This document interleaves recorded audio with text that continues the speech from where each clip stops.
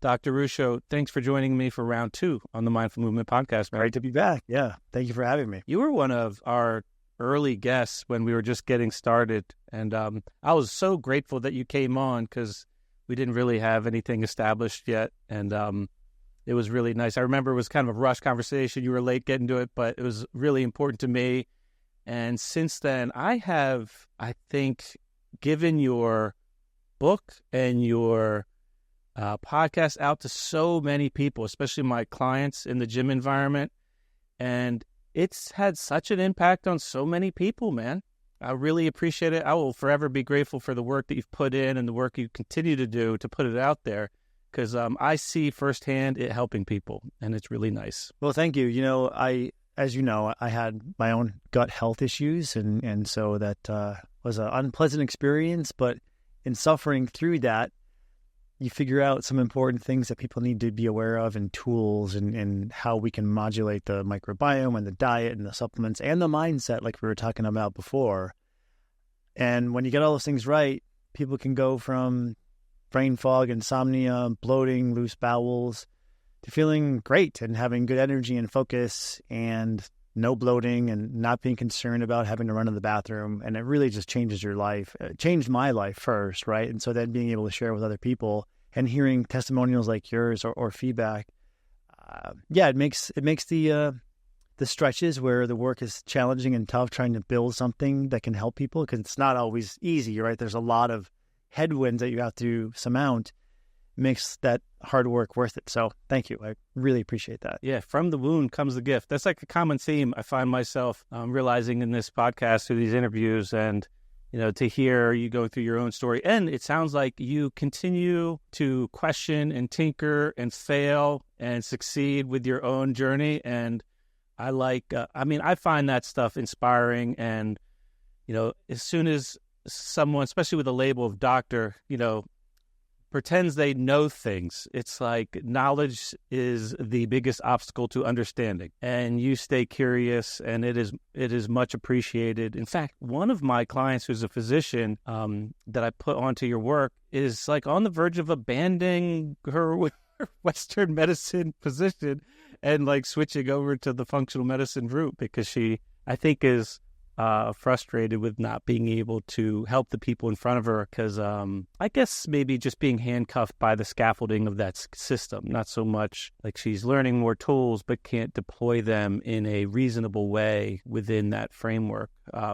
But you have showed one thing that has stood out to me that I've really appreciated that you present is just a simpler way to start trying things without getting caught up in, I think, some of the pitfalls of going to doctors, especially in the alternative medicine world, where there's definitely could be over-testing, which could be really stressful for people that aren't feeling well, especially they might have already spent a lot of money trying to fix things and hitting a lot of dead ends. And one thing that I've always wondered when I see a test is, would the answer of this test even change my approach? Like, if the issue I have here is a function somehow of not being healthy, am I just better off trying to get healthier? Yeah, well, thank you. It's a super important question. And I think kind of coming back to your client, friend, colleague in conventional medicine, when you leave that system with all the confines like you described, right? Like, oh gosh, Medicare won't even cover like a vitamin D in some cases, because I used to do insurance billing in the office, and it was just such a fight sometimes for even the most basic blood work, like a ferritin would come back. And then, there's this whole thing of, the insurance company marks that up. It's a ridiculous markup. So you have to resubmit, fill out the paperwork again. It oftentimes gets re-denied. So that whole scenario stinks. When you finally leave that model and you can test as a clinician whatever you want, it's very easy to just kind of check off every box, so to speak. The thing that I don't feel is adequately discussed in the space is that most, not all, but I would say most, the vast majority of tests in the functional space are theoretical. And, we look at more traditional tests like blood pressure, blood sugar, cholesterol, thyroid hormones, let's say, that have much more well agreed upon ranges.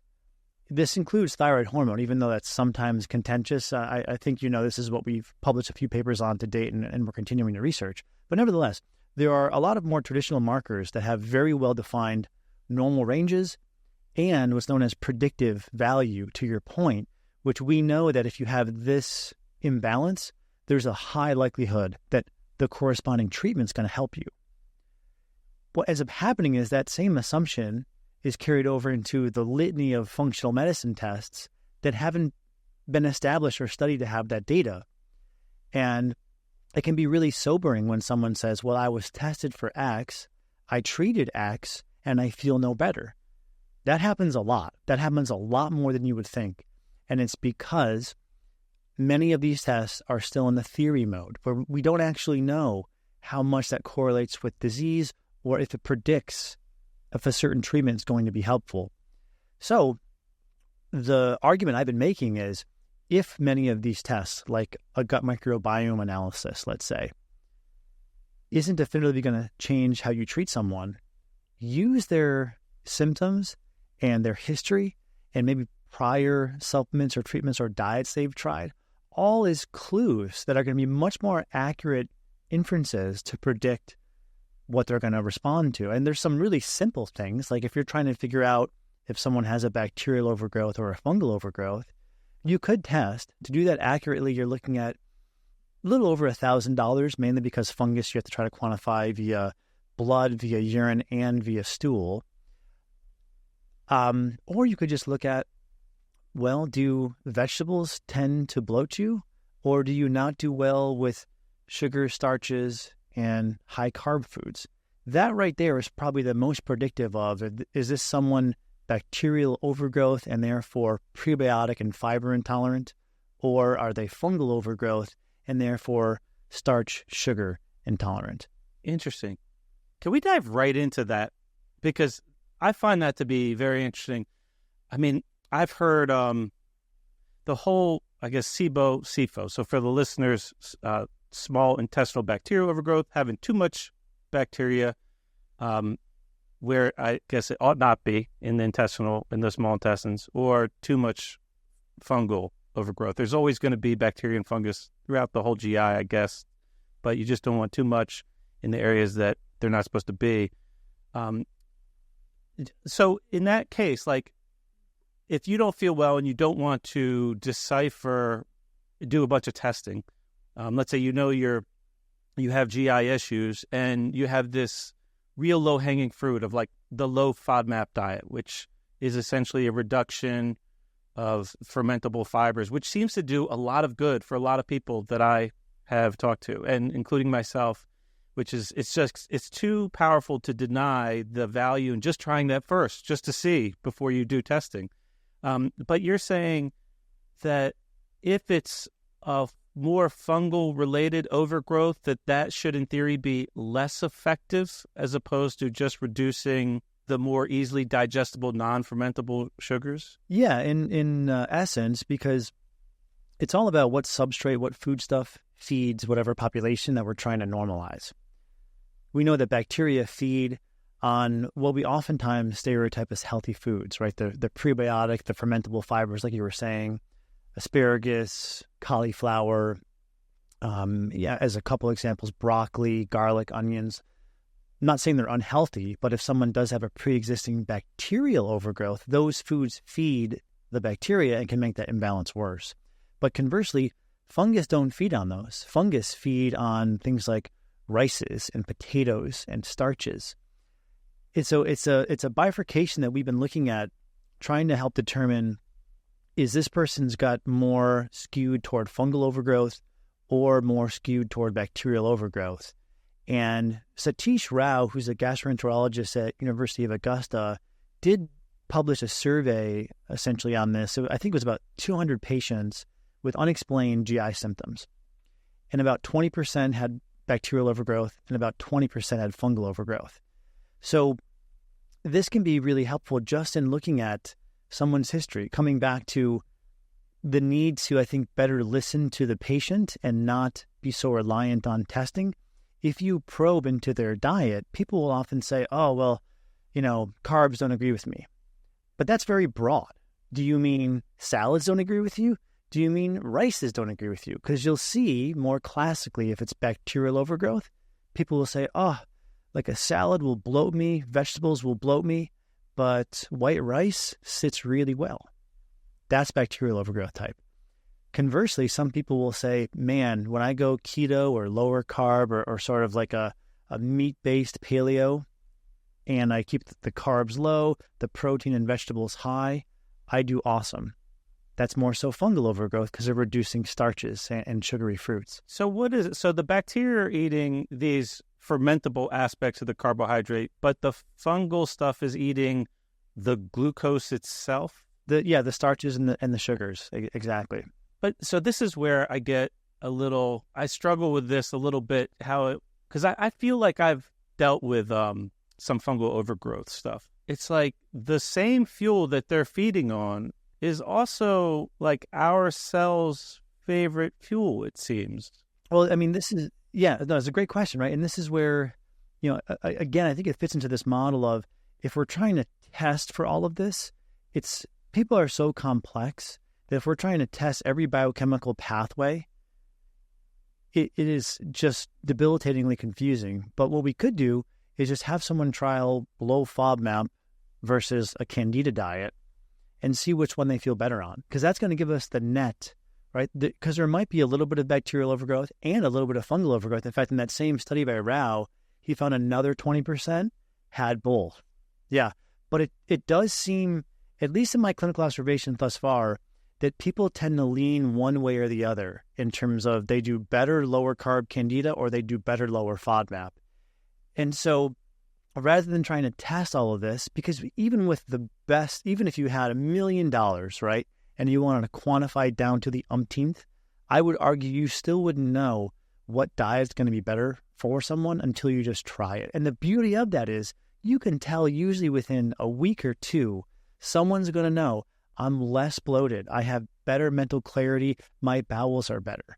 So it's so powerful because the intervention, when you look at the impact of said intervention, it's going to give you the net summary of all the different ways a diet impacts somebody. And that's what we're after, right? We're after what is the net most beneficial for the individual. I have one specific question about a food product. When dealing with SIBO, when you look at the chart of like FODMAP, dairy's on there because of the lactose in it. Have you found in the clinical setting that lactose-free dairy products could play a big role for people where that's the difference of them really being able to get in that, source of nutrition without having their symptom flare up? Yes, generally I find that dairy tolerance is able to be recovered. One of the important concepts, so yes, regarding lactose, but there's a level beyond this, which is the villi, the microvilli, the intestinal border secretes lactase, the lactose digesting enzyme. When there's inflammation and irritation in the gut, or said another way, when you have symptoms, there's probably inflammation and irritation underlying that. You don't have as robust of a release of those enzymes.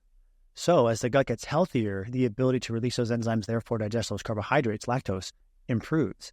And this isn't just theory. There have been meta-analyses of clinical trials showing, for example, using a probiotic supplement intervention can increase lactose tolerance.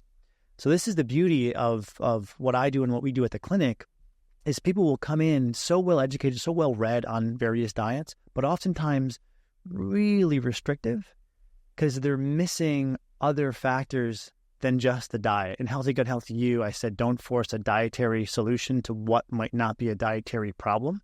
So certainly diet and lifestyle is foundational, right?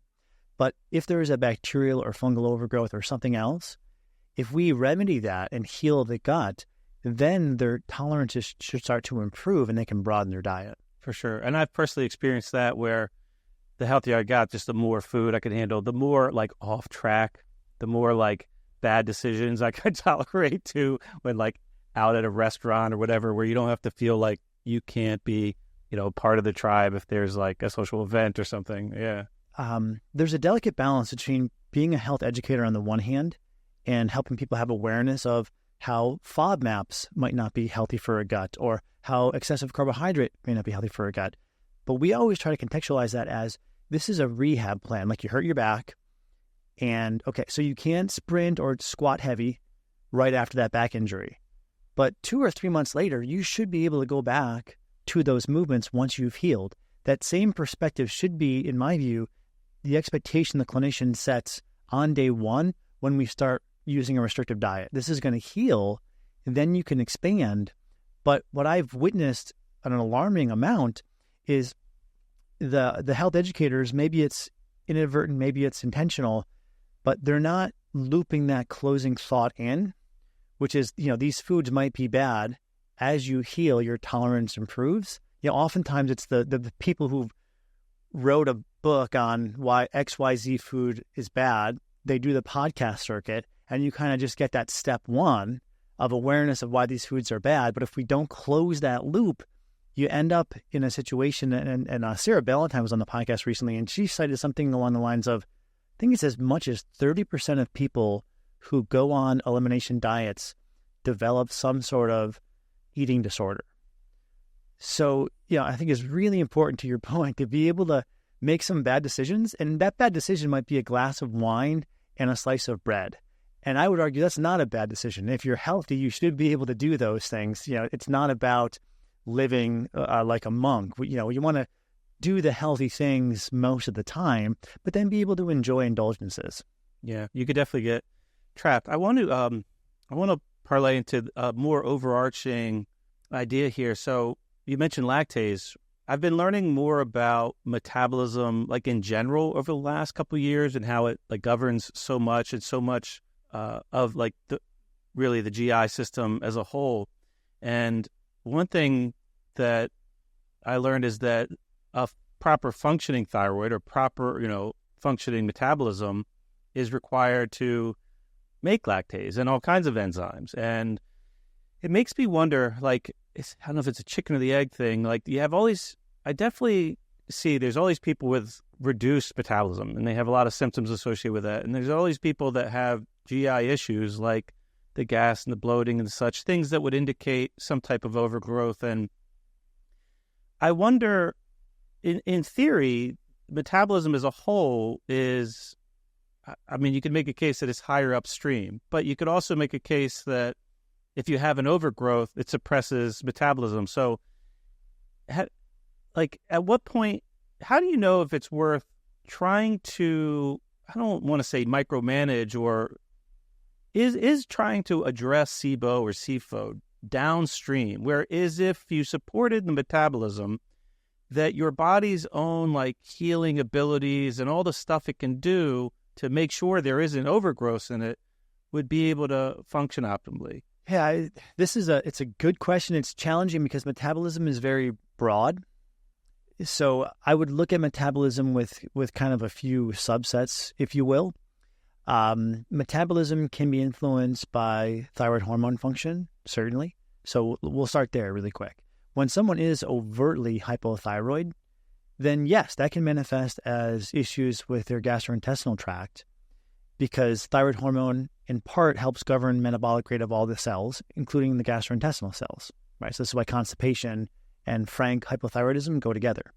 So if we're defining metabolism in one frame as true hypothyroidism, then yes, that needs to be addressed, and that might actually be the source of some of the gastrointestinal symptoms. How are you defining that, the true hypothyroidism? Is that... Yeah, and this is key there, because there was a meta-analysis published in 2018 in the journal Thyroid that found 37.2% of people were incorrectly diagnosed as hypothyroid. That's 1 in 3. That's huge. Yeah, so this is the question, the answer, and the argument, right?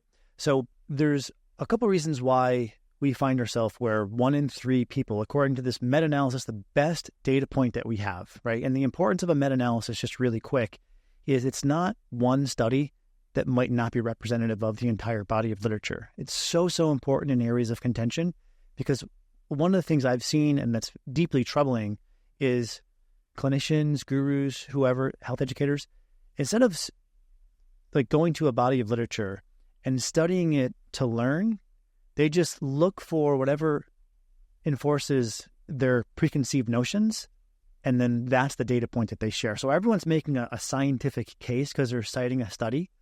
But if your study is 5% of the database, and actually 95% of the database suggests something else, it's really problematic. So this happens in thyroid, wherein the functional and integrative medical community has had this theory that the conventional medical ranges for thyroid lab markers is too broad and they should be narrower. Okay, that's hypothesis. That's from maybe 15-ish years ago. But there have been numerous clinical trials that have actually verified that the conventional medical ranges for TSH and free T4 are actually correct. So this is one area where I think conventional medicine has it right. And I don't care if it's conventional or alternative. I care about who's closer to the truth. And in some cases, one camp is, in some cases, the other camp is. TSH, so the cutoff, according to Quest or LabCorp for TSH, is about 4.5. And for someone to benefit from thyroid hormone, for someone to be truly hypothyroid, the TSH usually has to be above somewhere around 7 to 10. What ends up happening is people will go to their doctor, and again, remembering that cutoff is 4.5. The lab says you shouldn't be above 4.5, which is true, right? But someone might be 4.1, they might be 5.2, right in the area of the cutoff, and their doctor says, "Oh, you're hypothyroid, take medication." But is TSH even a marker of hypothyroid? Yes. Now, the other part of this argument that gets confusing is there's many people saying that you need the full panel, where you look at T3, reverse T3. Those are not markers of thyroid function. Those are markers of metabolism of thyroid hormone. So they do tell you something. They tell you, are you under eating? Are you too low carb? Are you high stress? Are you not sleeping enough? Because when those factors are present, the metabolism of the thyroid hormone gets skewed. But that's actually your body in a protective way, trying to sort of slow you down because you can't cope with the stress, with the poor sleep, with the low carb, right? And one example is when people go on low-calorie diets, they'll lose weight and they'll lose fat, but they'll also see their thyroid hormone metabolites change because the body's trying to conserve energy. So the problem is people will be diagnosed, air quotes here, as hypothyroid based upon the downstream metabolites, and that's not correct. That's not how you diagnose hypothyroid. The TSH, free T4. Well, isn't T3 like that primary active thyroid hormone? Like, why wouldn't we want to use, if broadly it's like, okay, thyroid is there to regulate this metabolism, to modulate it, and ultimately metabolism is like taking food stuff and making a bunch of energy so that we could do all the things.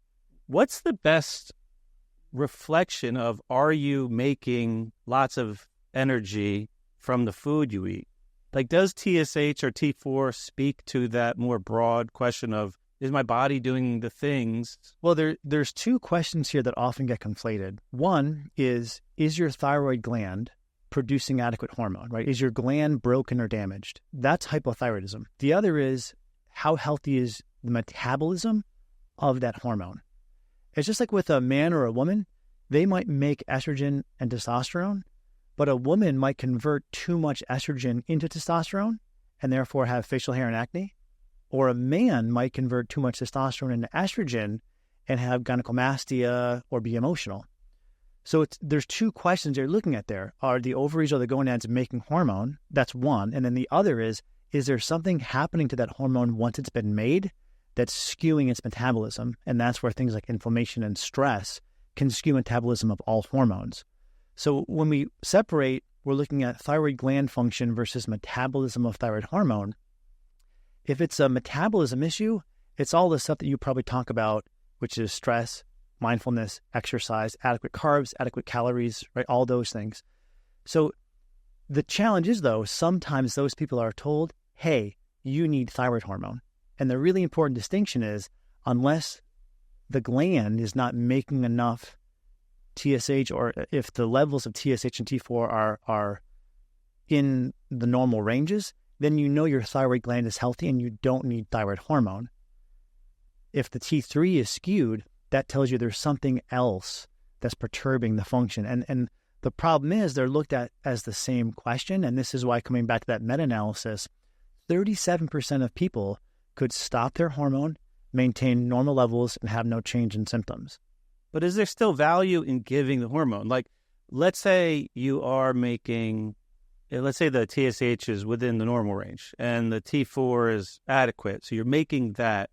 But for whatever reason, whatever stress, and maybe that stress is the SIBO or the SIFO or mental stress or whatever, is there value in taking thyroid, active thyroid, because you are not making it, to just create a physiological dose of that in hopes that your body gets better at doing all the things, making... That's a very logical question. It's what I used to think was yes. There's been about 10 clinical trials that have isolated for this, and they've given people with, what's known as sluggish thyroid, kind of that metabolic issue, thyroid hormone replacement therapy. And consistently across all those clinical trials, people do not see improvements either in thyroid-related symptoms or quality of life symptoms. Even giving them T3. And this is why I'm so passionate about sharing this message. Now, there's one other thing that makes this confusing, because when people are hypothyroid, when they're true hypothyroid, about half of those people feel better if you give them T4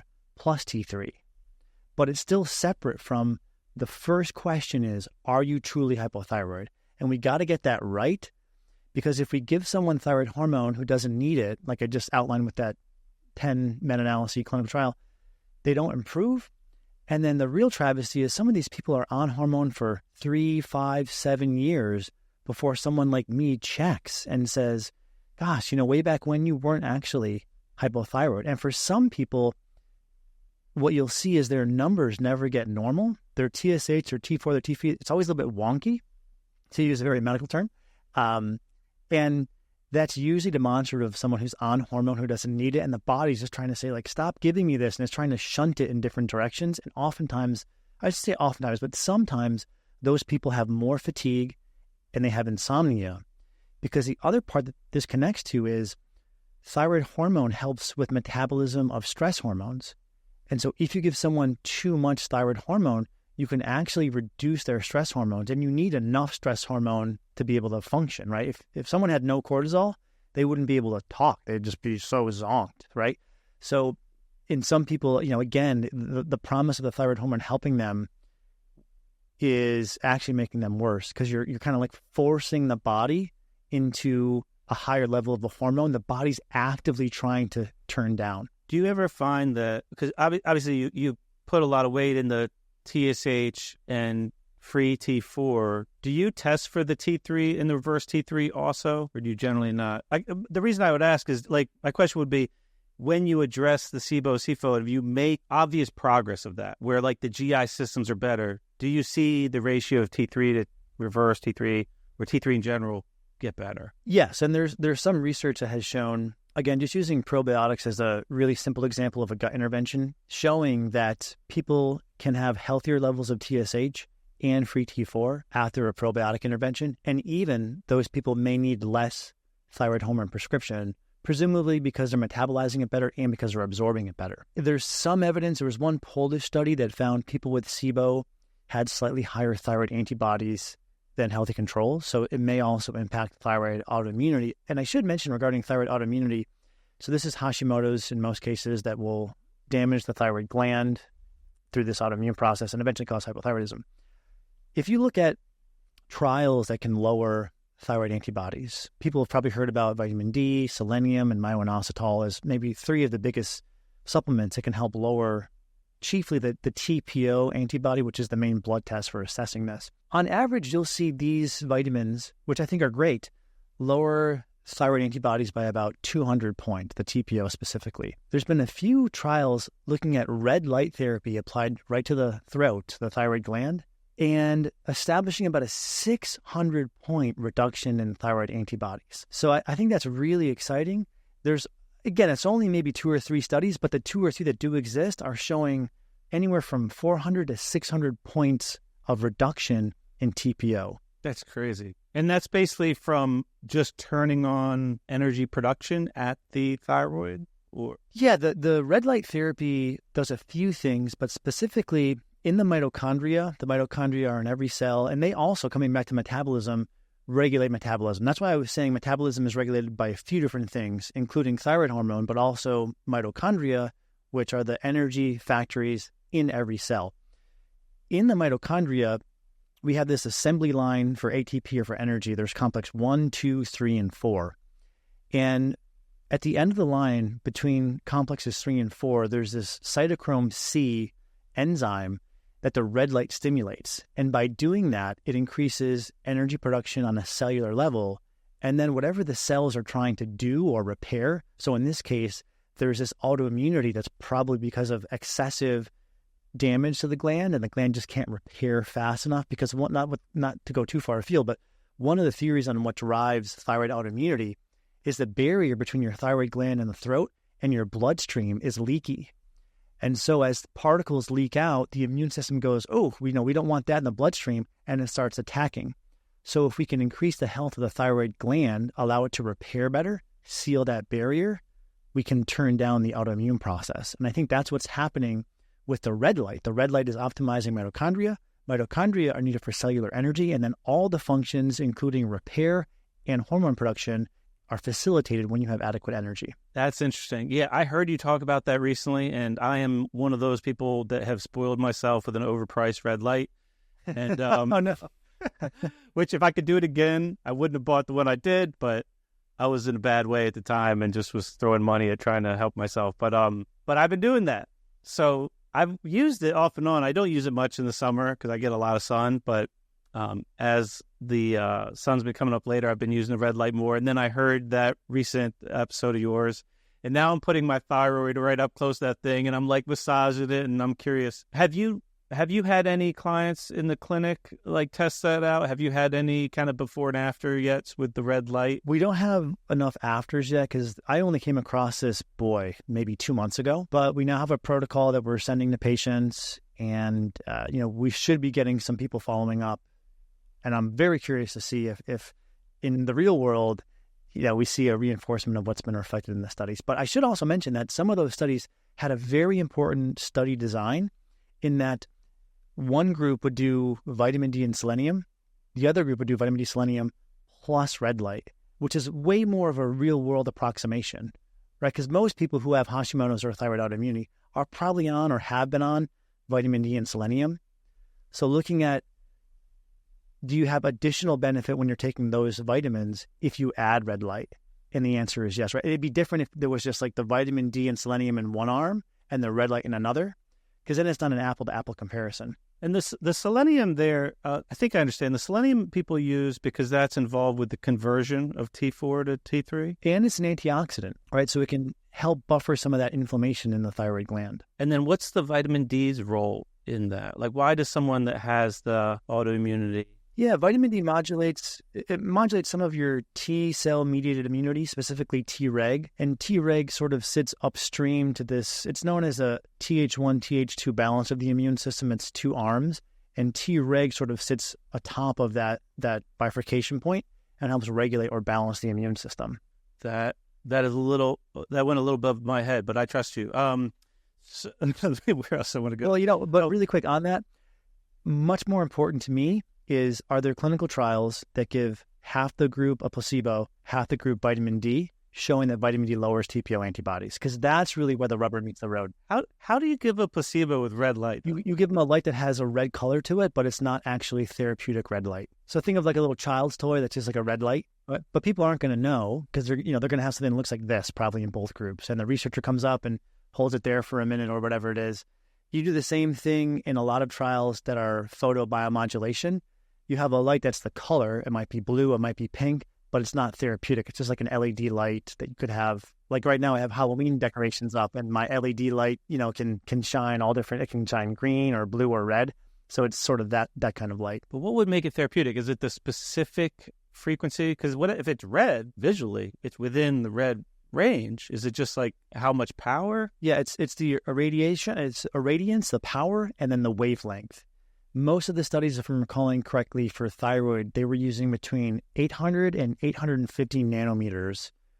And then many of the red light devices will actually cover from about 600 to about 1200 regarding the wavelength. And I think that's actually better because you'll have, at least purportedly, you might have a sweet spot for different functions, like skin health might be at a slightly different point on that spectrum of infrared to near infrared. So it's probably the wavelength and the amplitude that needs to be really dialed in as compared to something like an LED light. But the sun gives off all these, right? Like, can't you in theory just go out and, like, everybody has experienced, you go out, you've been inside all day and it's sunny and you feel some energetic boost. 100%. I think, and this is something I spoke at the Ancestral Health Symposium, I think it was around 2018, all about sun exposure and how we can't replicate with vitamin D supplementation all of the health benefits from the sun. So totally with you. I think we want to be getting sun exposure on most days, if not every day, for maybe 10 or 15 minutes at least, depending on if it's really hot and it's midday. You might cap out at 20 minutes or so, because there is an upper limit at which you're going to start causing problems, right? I look at, I mean, as a partial pagan myself, I get it. The most important factor with sun is burning. The researchers, I think, who have concluded the following have it the most correct, which is chronic, non-burning sun exposure is the best strategy for your health. The problem can be when you burn. Every time you burn, the incidence of certain types of skin cancer goes up. But I'm with you, right? Where I think we're better off being in the sun than avoiding the sun. And I would certainly say if every time someone goes outside, they're slathered in sunscreen and they're wearing a hat, you're missing a really valuable opportunity. I grew up getting burned all the time, and I haven't been burned in so long. I get more sun now than I ever did, and I don't know what's going on. I've heard a theory about different types of fats that you eat and how the polyunsaturated fats are, which I grew up on, standard American diet, are more unstable when it has the spark. So they don't necessarily like cause inflammation, but they make you more vulnerable to it. And the sun is that spark. But I get more sun now than I ever have. And it seems like I cannot get a burn if I want to. And I don't know if it's because of the dietary changes or just something else changing with my age, but it's been at the very least interesting. Well, this is also something that you see in the literature, which is if people are doing kind of the weekend warrior approach with sun exposure, where they're not getting any sun on a regular basis and then they're out for like 7 hours. And the same thing with exercise, if you're just a weekend warrior, your injury likelihood goes up. But if you're doing regular or chronic regular sun exposure, you condition your skin to better be able to tolerate the sun. I think that's probably the most key aspect. We're working on a piece, I might actually be recording this as soon as tomorrow, on seed oils, on the linoleic acid and sort of the omega-6. This is something I've changed my opinion on, where I used to make the claim, not to go too far afield, feel free to pull me back at any point if you don't want to go too deep on to seed oils. But I used to think that omega-6s were bad, they were inflammatory. In fact, I gave a lecture many years ago about how excessive omega-6 or the linoleic acid therein can feed the arachidonic acid pathway, which is inflammatory. That feeds the COX inflammatory pathway, which Advil blocks. So if anyone's ever used Advil for a headache or some sort of like shoulder pain, you're blocking the COX enzyme, which is fed by arachidonic acid, which is fed by linoleic acid or omega-6. And also that, as you pointed out correctly, that due to the fact that there's some double bonds in the linoleic acid, those are more, or there's less double bonds rather, those are more prone to oxidation. So that's been the theory, but there's been a number of papers that have actually tested these hypotheses. And when controlling for other confounders, so age, sex, smoking status, diet quality, trans fat consumption, when controlling for all those things, increasing omega-6 in the diet did not lead to any increase in oxidative measures, inflammatory measures, or arachidonic acid, or heart disease.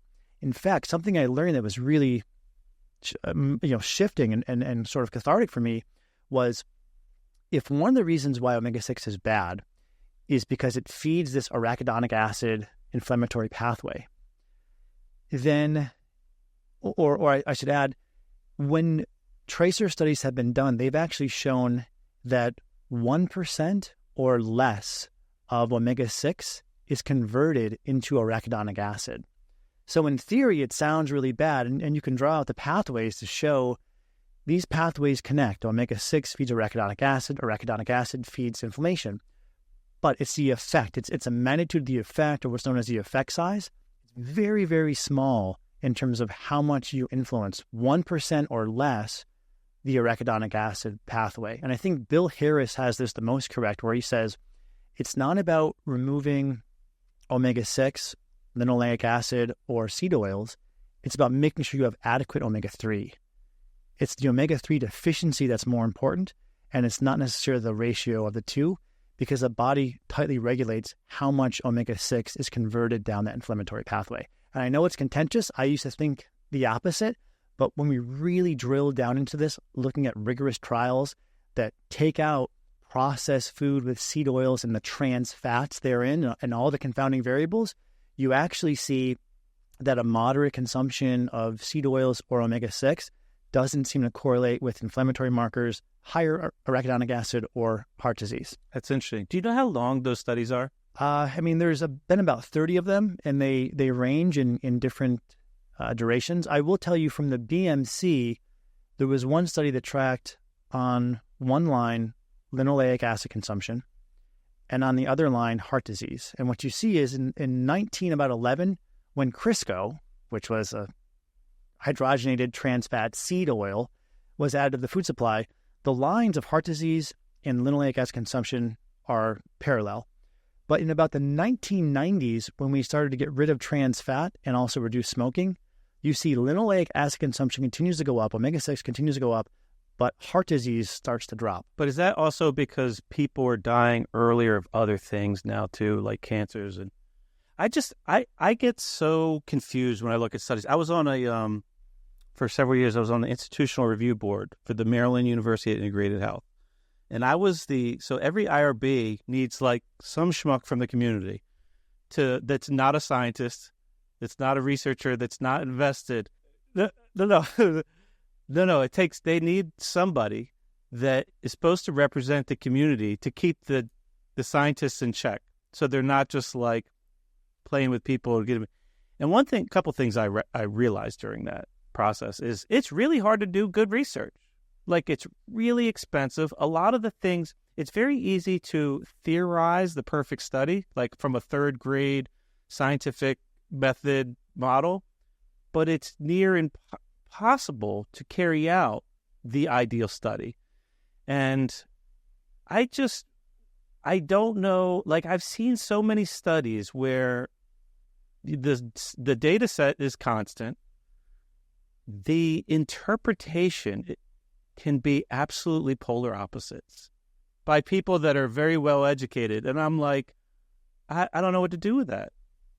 Fully. There's been a point of frustration for me too, where you'll read the abstract, right? And the abstract will say X is bad. Then you read the data and you go, how are you coming to that conclusion based upon your data, right? So I totally get it. But this, again, I think is why it's important to look at the entire body of research, because there are two studies. It's the Sydney Heart Study and the Minnesota Coronary Study that found some deleterious effect from increasing omega-6 or seed oil consumption. But they had a really poor ability to factor out confounders, which I think is the main thing that you're calling out, which is so important, right? If people smoke, if they are overweight, if they are sedentary, we have to factor all that into the analysis. So we're trying to get the most representative. We're going to look at just people who exercise and don't smoke, and then the people who smoke and consume oils, right? So you have the most apple-to-apple comparison. There's never going to, well, I would agree, there's never going to be a perfect study, but this is part of why I think it's so important to look at the randomized control trials that have done their best. You're never going to get perfect, but to reduce these confounding variables. Because if a well-designed study, and in this case, there's about at least 10 that are really well, I think, controlled for, where, again, to your point, we're never going to get the noise in the breed down to zero, but we're going to try to get it to maybe 10%, right? It's to an acceptable level of confounding or of noise. If those studies aren't good enough, then we really come to, well, whatever I think is what I'm going to believe, or whomever makes the most convincing argument based upon mechanism is going to win the conversation. And I think that's part of how we get into a contentious landscape. And I see this, especially with seed oils. People repeatedly cite the couple of studies that found a deleterious effect, and they ignore the 10 or some odd that have not found a deleterious effect.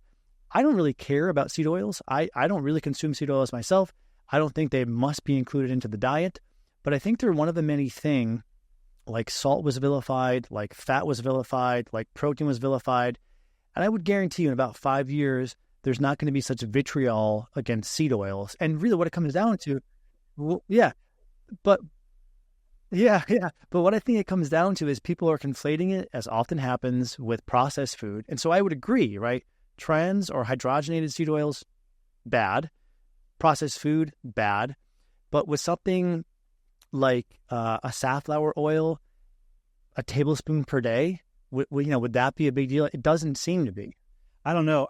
I just wonder, like, are there studies that say there's no big effect and they're 4 months long, but you need a 4-year study? I don't, who knows? I believe some of them have gone as long or over a year. That's actually a really important question for me to circle back to as we've kind of been going through the analysis. Like when I go out to, like, I eat super clean 9 times, and when I go to a restaurant, I try to order clean. Like I'll order a simple food. But then like they'll cook it in an oil that obviously is not what I'm cooking it. It'll be some type of seed oil, and I don't feel good. And maybe it's placebo, but like I have so many reps of that experience where it's like I ordered as clean as I could, and why do I feel like crap afterwards? And like it's the only thing I could find to point to. And I'm sure there's individual variability on how you're affected also. So you could have a lot of people that could tolerate it probably just fine, or maybe it makes them die at 85 instead of 90, and some people it makes you feel shit for like 3 days after one serving. Well, here's something that we're currently looking into, because this is a question I've wondered. I believe that use of any hydrogenated or trans fat is regulated out of the U.S. food supply, but I don't know that for a fact, right? Because my parents were visiting recently and they bought some Peter Pan peanut butter, and there was hydrogenated trans vegetable oil in the peanut butter. So the thing we're currently researching is if regulation does not allow those to be put into the U.S. food supply, does that mean that Peter Pan is importing it from another country where they don't have those rules to skirt it? And can kitchens do the same thing, right? Can kitchens buy trans fats and cook in those? And is that where some of the problem is coming from? And then the other is, how many times are they reheating the oils? But I also think even if it's olive oil, let's say, or avocado oil, they do have smoke points of about 400 degrees. And I would think even with those oils, if they're reusing them, and also if the kitchen's not clean, that's where I think some of your experience might be coming from. But I get it, right? But it's different to say when you're eating out as compared to eating at home. And this is like where the conflation occurs, right? Because I would argue and there's a decent body of research that has found this, that the more you eat out, the unhealthier you are, right? So I don't think eating out, I'm not saying not to do it, right? Because I'll go out and I think a nice dinner with a glass of wine or whatever is great. But I think the food quality is usually pretty low. I question how clean certain kitchens are kept, how fresh their ingredients are, and then how much they're sort of heating and reheating some of the oils. But that reheating would be a problem even for most other oils that are non-seed oils. Coconut's going to have more resistance, sure. Fryer is the primary concern that I have. And then I wonder just, if there's like one of those, I don't know what the name is called, but it's the big stovetop. I wonder if, they're just keeping oils on there and they're not really cleaning it off thoroughly. And so you just have that residual oil from the last batch of food that was cooked that's being reheated. But, nevertheless, the big thing is that I'm just trying to give people what I feel to be a reasonable run through of the research on seed oils so that people don't become neurotic, right? Like if they go out to a restaurant, I had this experience with a friend, he was grilling the waiter about seed oils.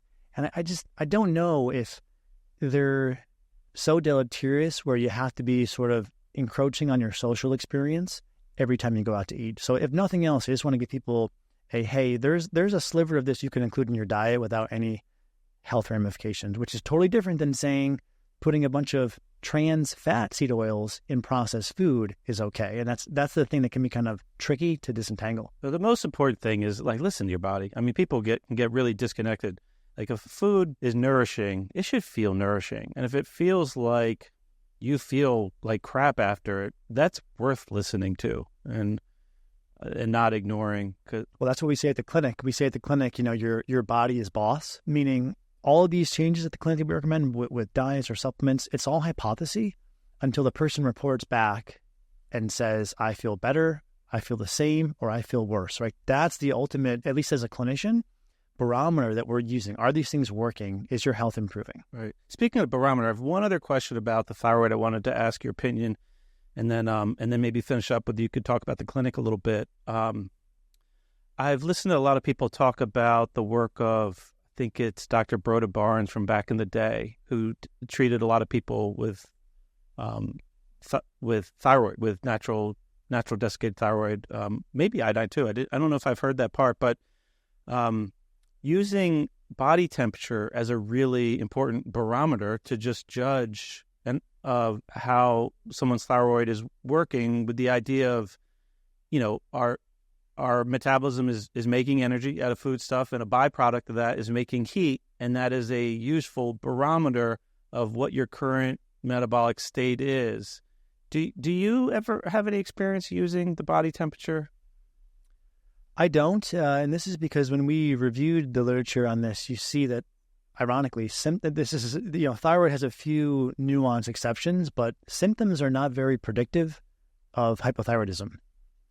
Actually, the most predictive way is to run a thyroid blood test.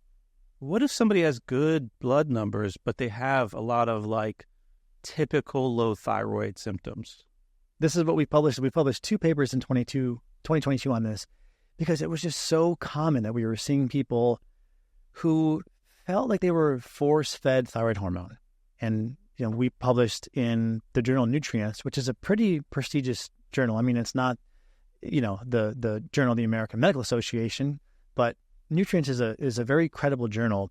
And we published a 6-part case series where people came in and they had been on all sorts of different thyroid hormone cocktails. And then we even tried further still modulating, right? Desiccated thyroid or a separate T4 and T3, and then upping the T3. And people just weren't getting any better until we did 2 things. One, get people off of thyroid hormone who weren't true hypothyroid, or if they were hypothyroid, just kind of leave the thyroid alone and focus on their gut health. And this is why we published this case series, because it was so common that people would have thyroid-like symptoms and they would miss the fact that their gut was actually the preceding factor leading to their symptoms. And the challenge with thyroid symptoms is they're so nonspecific. Fatigue, many things can cause fatigue, as I know you know. Constipation, dry skin, brain fog, those permeate mitochondrial dysfunction, mold, Lyme, SIBO, SIFO, IBD, IBS, right? So, and this is why I'm so passionate about this message, coming back to that 1 in 3 people on thyroid hormone who don't need it. We want to go through that evaluation. If you're hypothyroid, get someone on medication, and about half those people, per Barnes and others, will prefer some sort of desiccated combo of T4 and T3, yes. But if after that someone's still floundering, I think it's a huge mistake to keep tinkering with their levels, because the problem might actually be their gut. And that's what we published that case series on, is all the people who were helped after having a little bit more of a holistic view on where their symptoms were coming from. So no on the body temperature. Yeah, sorry. So in a roundabout way, no on the body temperature, because symptoms aren't highly correlated with if someone's hypothyroid or not. But you're basing that on calling abnormal TSH and free T4 hypothyroid, where some people might look at hypothyroid is when your metabolism is not functioning optimally. Yes, but that's definitionally not hypothyroid, because there's many things that can perturb metabolism, right? If you weren't sleeping well and you had high free T3, it would be egregiously incorrect for me to tell you you're hypothyroid. And that's kind of the point that I'm making, is this happens so much, and there are so many people who have been on thyroid medication for years. I mean, remember that thyroid hormone is lifelong.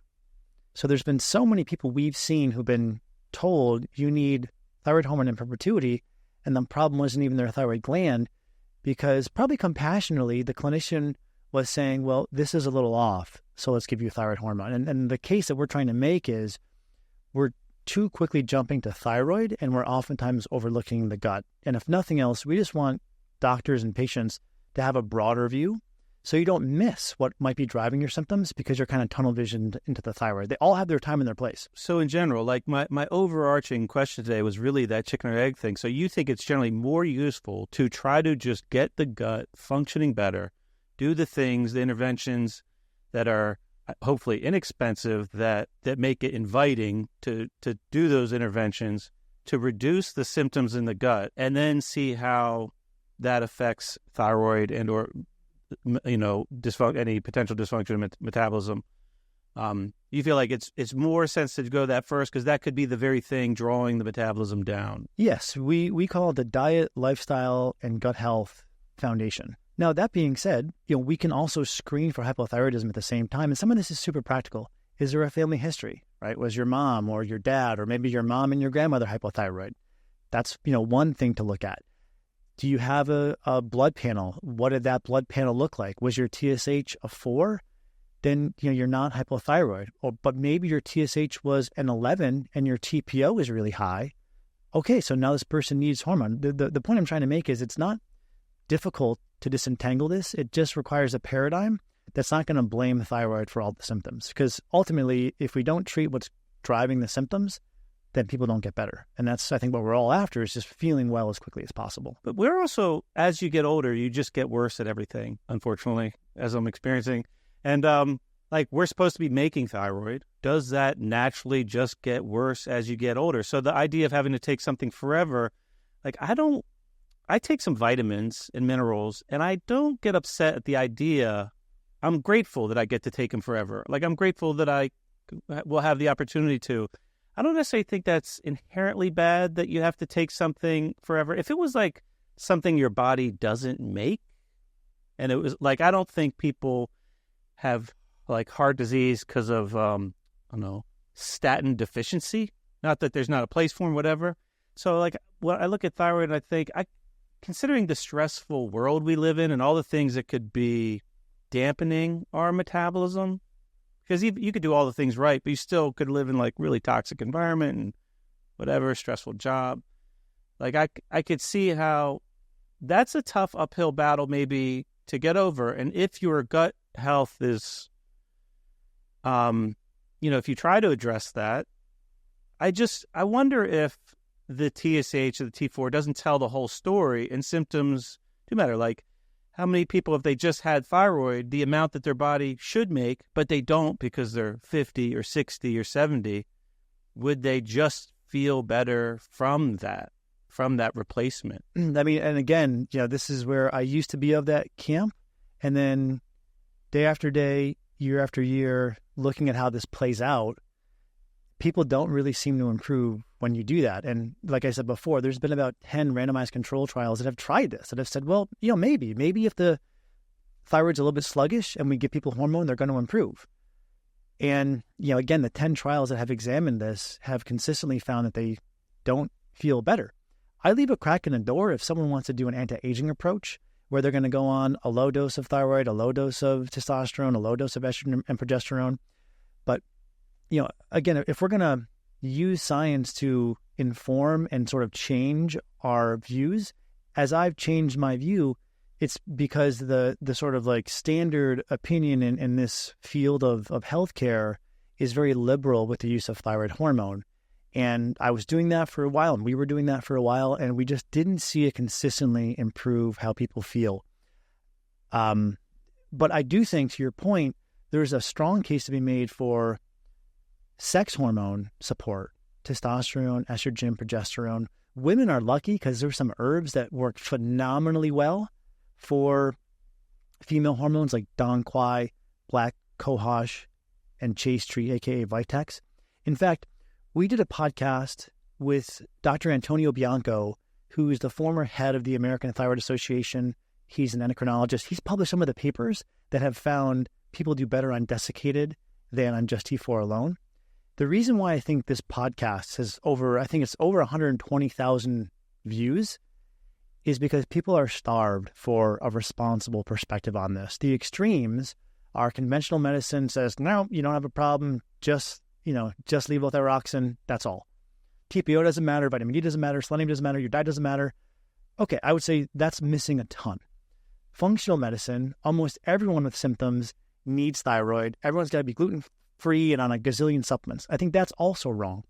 The truth is probably somewhere in the middle. And one of the things that, it's funny, Bianco kind of lit up like a Christmas tree when I mentioned that in the clinic, we see a number of women who are being given thyroid hormone when the symptoms are clearly coming from female hormone imbalances. And he said, oh, yeah, he got really animated because he was seeing the same exact thing. So I don't mean to keep kind of pushing back on the thyroid piece. I do think there's people who clearly need it, but there are more people, I think, who are being underserved because their gut or their female hormones, or maybe for men, their testosterone, are being overlooked. And it's just too quickly a reflex of thyroid hormone. Gotcha. My gut from that goes to, not to beat the dead horse, but like, isn't thyroid what's modulating the conversion of cholesterol into those downstream products, such as those hormones? Like you're making, I'm going to get this wrong, pregnenolone first. I think it turns into, and then it works its way down into those other hormones. The desmolase enzyme converts cholesterol into pregnenolone, and then on the other side, DHEA. Yeah. So like if thyroid was functioning optimally, like putting aside a blood value, if it was functioning optimally, wouldn't it be able to make those hormones that they're now trying to modulate with? I would argue it's far too simplistic of a view, right? It's, again, like I was saying before, it's the tunnel vision of everything comes back to thyroid. What about the woman who has irregular cycles, heavy bleeding, and really frank PMS? And there are other things. If your posit was true, because all these things I think are worthwhile hypotheses to put on the board and study. But the point I keep coming back to is there have been over 1,000 patients where this experiment has been run and they haven't improved in terms of how they're feeling.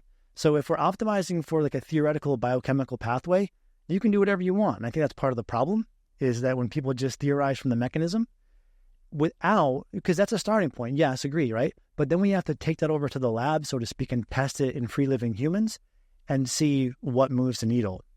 And again, there are some people who clearly need the thyroid care and support, but there's many people who are having more important things missed, like their female hormones. And in some people, it's just, what's going to break down? For some women, the weaker point might be their female hormones as compared to their thyroid. Yeah, everybody's so different. And, everybody's dealing with their own set of variables in their environment and their life situation that could, change how their genes are being expressed at that time. Yeah, and that's what I care about, right? What I care about is not being married to a certain cause of symptoms, but sort of having a broader perspective of, okay, mitochondria, thyroid, chronic infections, gut health, dietary issues, psychospiritual issues, relationship with food.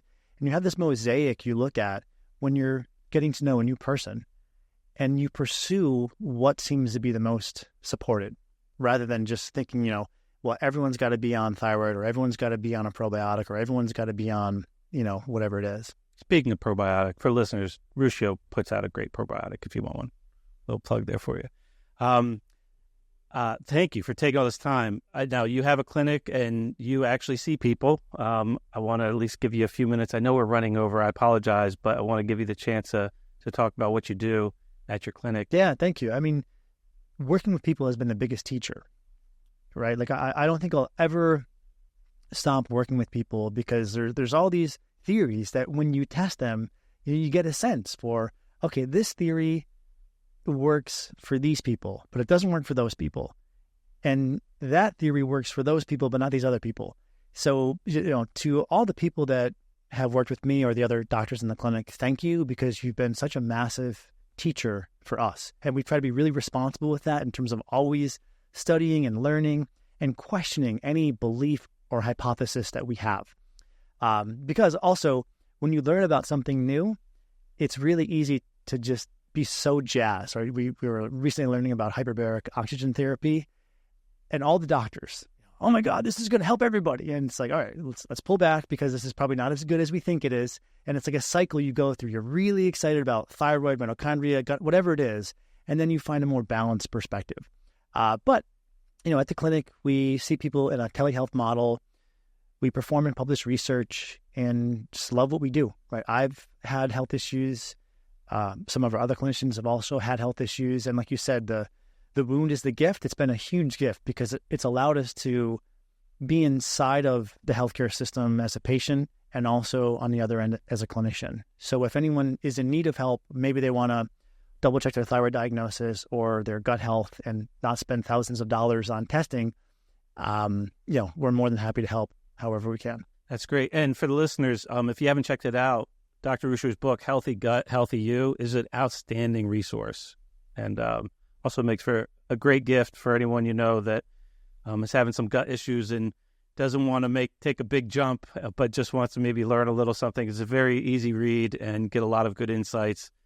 Dr. Ruscio, thanks for putting up with me. I feel like I was pushing back there. I'm very curious also, and I feel like I could, I want 10 hours with you, and I don't have it. So thank you for the back and forth there. I really do appreciate your open-mindedness, and I will continue to use your weekly podcast. Is just a fantastic. It's like one of my absolute go-tos. It's like there's only a couple podcasts I listen to that are really health-related, and yours has been a staple for several years now. So I really appreciate it and really encourage people to check it out. And the name of that is it just the Dr. Ruscio podcast? What is that? Dr. Ruscio Radio. You can search my name. Yeah, it's on the podcast directories and also in YouTube. And thank you. I think the pushback is really helpful because these are all questions that people are going to hear or have, or they're questions that I had at one point. And I try to offer the best answers I can, wherever I can.